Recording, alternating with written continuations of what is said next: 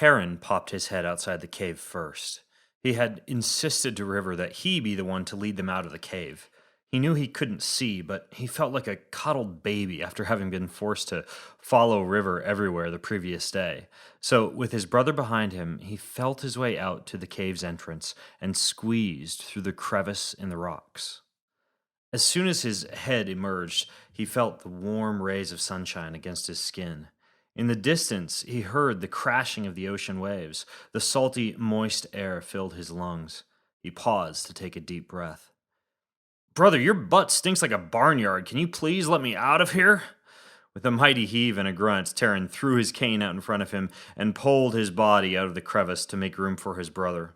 Both boys were still wearing their dirty hoodies covered in leaves and debris. They'd taken the last remaining threads of their t-shirts and soaked them in water, then tucked the waterlogged cotton into the back of their pants. If water was tough to come by, they'd at least be able to suck some precious hydration out of their shirts. "Which way is this peak, River?" River squirming out of the cave, and then there was a moment of silence. If we go back up the way we came, we'll hit that same rock face we were at before. I don't think you can get up that without being able to see. I barely think I could get up it. We could keep going along this trail that led us to the cave, but I can't tell if it goes up that way towards the peak or just keeps going along beside the rocks and the water. I wish that bird would come back. Yeah, I could use a good meal. Terran grimaced at the thought of eating the same creature that had led them to safety the night before. Is there anything down here that we can eat, River? Not many plants growing here around the rocks, and it's mostly rocks all the way back up to where the forest starts. I didn't see much other than shrubs up there last night, but... River's voice trailed away, and Terran heard digging, fumbling, and rock scraping. "Help me with this rock, Terran. It's a big one on top of lots of dirt. Maybe we can find a big tasty June bug or a black beetle." Terran bent down and slipped his hands into the dirt next to his brother's. He never thought his mouth would salivate so much at the prospect of eating a beetle. As he felt the rock budge, then slide, then slowly begin to flip, he grunted, leaned in, and pushed his shoulders forward with a few small remaining shreds of strength. River squealed. "Yes! Ants!" Terran smiled. While tiny, darting ants could be tough to catch without grabbing handfuls of gritty dirt in the process, ant eggs were an entirely different matter. Back home, the boys had experimented with taking the tiny white packages full of protein, vitamins, and minerals and frying them in a cast iron skillet with butter and salt. Terran heard River ferociously scraping and digging, collecting as many eggs as possible before the ants could whisk them away. "Hold out your hand, Terran." Terran felt a warm golf ball-sized clump of eggs drop into his open palm. He shoved the entire handful into his mouth, then immediately wished he had a big plantain leaf to roll them in to mask their mushy texture. But the ant-egg burrito would have to wait. For now, he simply chewed, swallowed, and held out his hand for more. The boys managed to turn over 2 other sizable rocks and 1 fallen log, acquiring 3 fat beetles, 8 crickets, a giant handful of moss, and another big pile of ant eggs. With nothing but a soaked hoodie and dirty pockets to carry their food, and ravenous appetites, they sat on a large rock overlooking the ocean and ate everything all at once. Terran picked a beetle wing from his teeth. "See any boats, River?" "Nope. Nothing. No birds, no boats, no whales. Nothing." 15 minutes later, the boys were well on their way down the trail, which immediately began to snake away from the rocks and bring them back up into the trees. Terran felt his legs begin to burn as they climbed, but a gain in elevation was good. This meant every step was taking them closer to being able to learn more about where they actually were. "See any food, River?" "I'm on it, brother. Some more of these big cabbage leaves, some pine buds, and a few of these dark purple berries. Maybe wild raspberry, but I'm not sure. I rubbed some on my lips, and so far it seems fine. Here, try some." Terran nodded and popped one of the berries River handed him into his mouth. Unlike the fat, crunchy, bitter taste of the beetles, the berries were plump and sweet and juicy. Terran knew that numb lips, burning inside the mouth, or simply feeling abnormal were all signs of a harmful chemical reaction to a plant or berry, but dark purple and black colors were almost always safe. He tried to remember the other rules he'd learned about finding foods in the wilderness. Avoid plants with white or yellow berries. Avoid plants with thorns unless they're growing big raspberry or blackberry-like fruits. If it tastes bitter or soapy, spit it out. Steer clear of shiny leaves, especially if they have red on them. Stay away from plants with leaves in groups of 3. Stay away from plants with umbrella-shaped flowers. Unless you can soak them and cook them, avoid beans or plants with seeds inside a pod. Milky or discolored sap is a warning sign. Avoid anything with an almond smell. Steer clear of brightly colored insects that have colors like red and orange. Avoid insects that smell extremely pungent. Don't eat hairy critters or bugs that bite or sting. River interrupted his thoughts. Careful here, brother. It's getting kind of muddy. Terran had felt the ground growing more slippery as they went, and now, as the trail seemed to flatten, he felt the ground getting more wet with each step. Even through the soles of his shoes, he felt the earth becoming squishy and soft. Terran, come off to the side here. You're stepping right into it. Into what? Too late. Terran took one more step and felt his foot, then half his leg, quickly sink into liquefied soil. He tried to pull his leg back and out, but instead stumbled forward, and the knee on his other leg plunged into the wet earth. Suddenly, the ground seemed to completely lose its strength. The entire trail stopped supporting Terran's weight and instead began to suck him in. Quicksand. At first, River sounded annoyed. Terran, here, reach out and grab my hand. You're making a mess. Terran struggled to turn his torso towards the sound of River's voice, and as he displaced more of the sticky and muddy mixture, he felt the ground pull him in even more, like some kind of giant constricting snake slowly wrapping around his body and sucking him down. He grew slightly nervous. He was now up to his waist in thick mud. He heard worry and urgency in River's voice. Shoot! Terran, grab my hand now! Terran grunted as he struggled to reach towards the sound of River. It was surprisingly difficult to move his arm and shoulders when everything up to his belly button was now locked down inside the earth. As he struggled to reach towards River, he felt his body sinking even more. His legs now felt completely surrounded by concrete-like, ungiving mud. River, I can't reach you! I'm sinking! As the quicksand swallowed him up to his chest, he suddenly felt his lungs become compressed. It was as if he was breathing through a straw. Now panic set in. He tried to shout to River, but his voice seemed quiet and tiny. Riv. Now it was at his neck. He began to feel painful pins and needles in his brain as his precious oxygen supply began to dwindle. Both his arms were still above the quicksand, but were now buried up to the armpits. In both his hands and fingers, he could feel sharp shooting pain, then numbness as his nerves and blood vessels began to become crushed under the weight of the earth. There was something wet in his mouth. He tried to spit, but couldn't open his mouth or part his lips. He sucked one last precious breath of air through his nose, then his head felt the pressure of 1,000 pounds. The earth was simultaneously sucking him in and crushing him.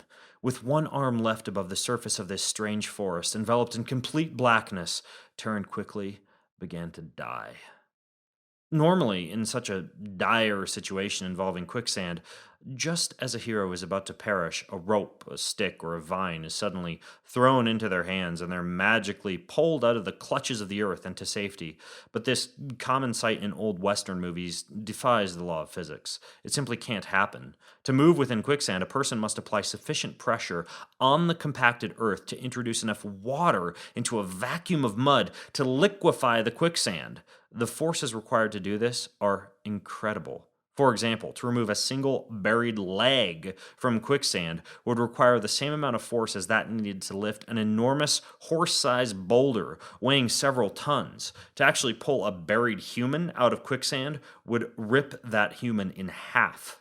But River didn't know any of this. He simply knew his brother was dying, and he stood helpless as he watched his brother's outstretched hand begin to slowly disappear beneath the surface of the quicksand. He stared into the mud, completely motionless. Blue, icy cold fireworks everywhere. River blinked, hard.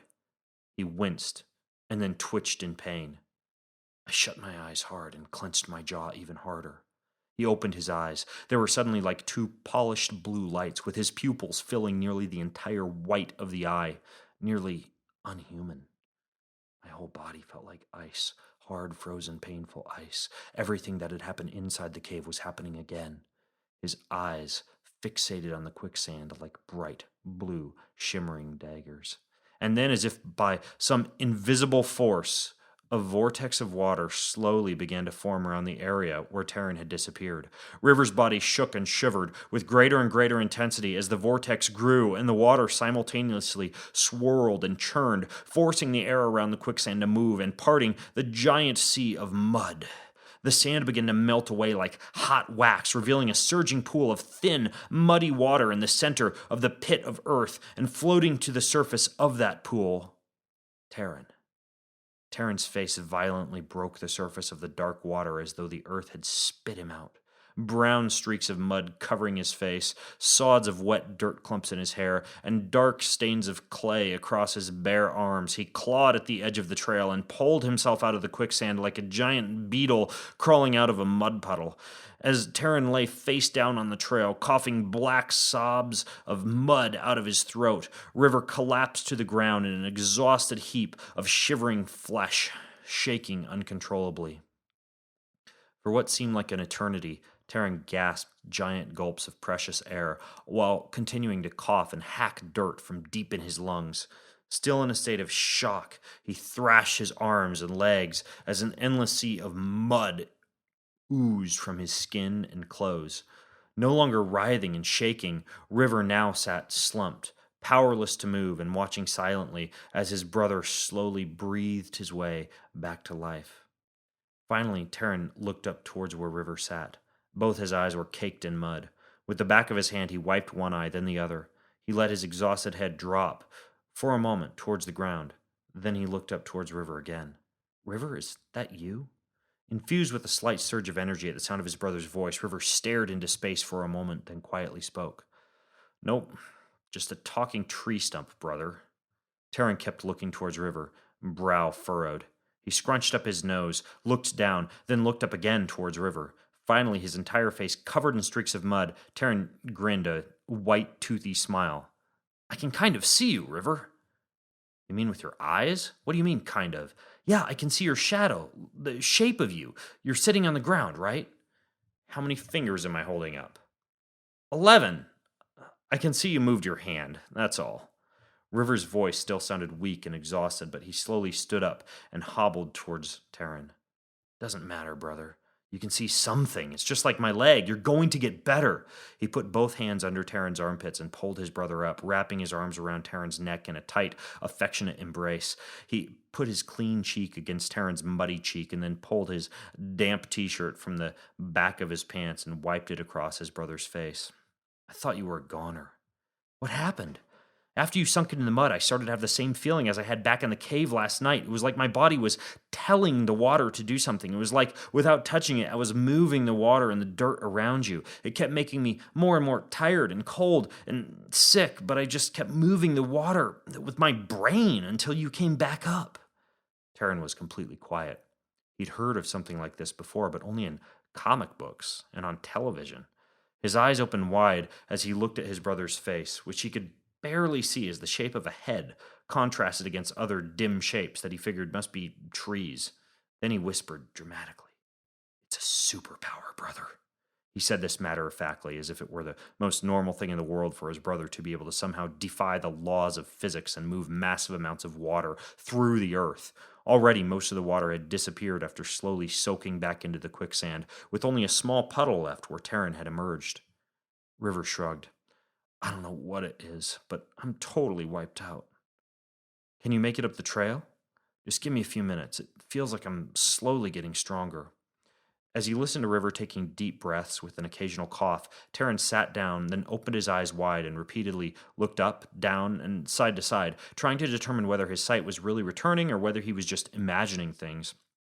When he looked up, he could barely see the tops of the trees contrasted against the sky.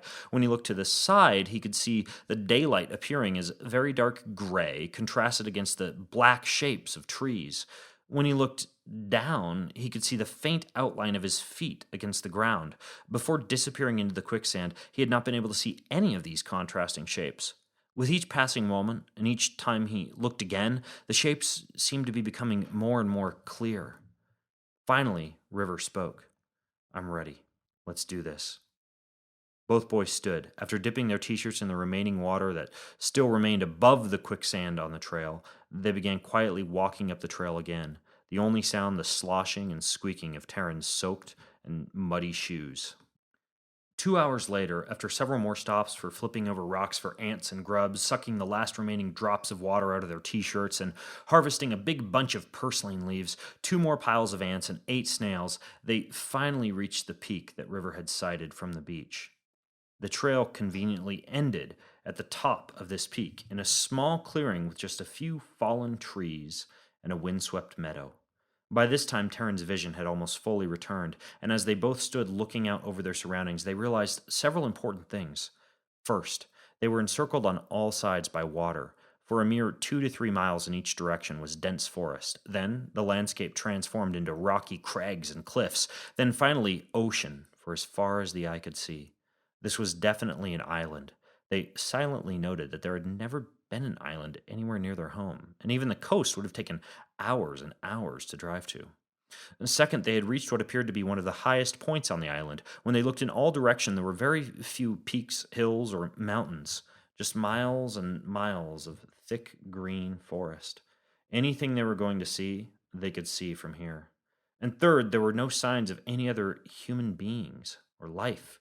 No homes, no roads, no cars, no boats, no bustling sounds. It appeared that aside from at least one small bird, they were completely alone on this strange island. For a short time, the boys explored the peak, searching the ground for tracks or signs of an animal, looking for planes overhead, and flipping over several rocks in search of more protein-rich food. But the sky was growing more dim, and evening was quickly approaching. Once again, shelter was becoming increasingly important, and at this point it would be many hours and very dark before they could make it back down to the cave they'd spent the night in before. One of the largest fallen trees, slightly down the face of the peak, tucked away and protected from the wind, had large exposed roots that jutted a short distance up into the sky and then arched out and ended just a few feet above the ground, with a few knotted strands still rooted into the earth. With less than an hour of work collecting sticks, a few pine fronds, and many large handfuls of bark, dirt, and debris, the boys were able to use the exposed roots of this tree as a sidewall and convert the ground under the roots into a makeshift shelter. It wasn't perfect, but it seemed that it could work for the night. As they worked, Terran's sight became more and more clear. Despite not being able to see fine details like petals of a flower or the shape of a leaf, he could now easily navigate his way through the meadow and back to the roots with armfuls of debris for the roof of their shelter. Finally, as the first stars began to appear, both boys collapsed inside the shelter. As they lay face up looking at the sky, they realized that if it did rain, their hastily constructed roof wouldn't really do much good. Large patches of sky were visible through many holes in the bark, fronds, and sticks that they had used to quickly patch together a covering. But they were too exhausted to care. They simply lay there, staring up at a cloudless evening sky. Through the roof and just back behind him, Terran could see the outline of the moon. He smiled. His eyes were back. He didn't fully understand what had happened, how he became blind in the first place, or how sinking into the mud had somehow restored his sight, but right now it didn't matter. All he knew was that he could see the enormous moon floating in front of him like a giant light bulb hanging from a starry bedroom ceiling. The moon is bright and full tonight, River. Isn't it beautiful?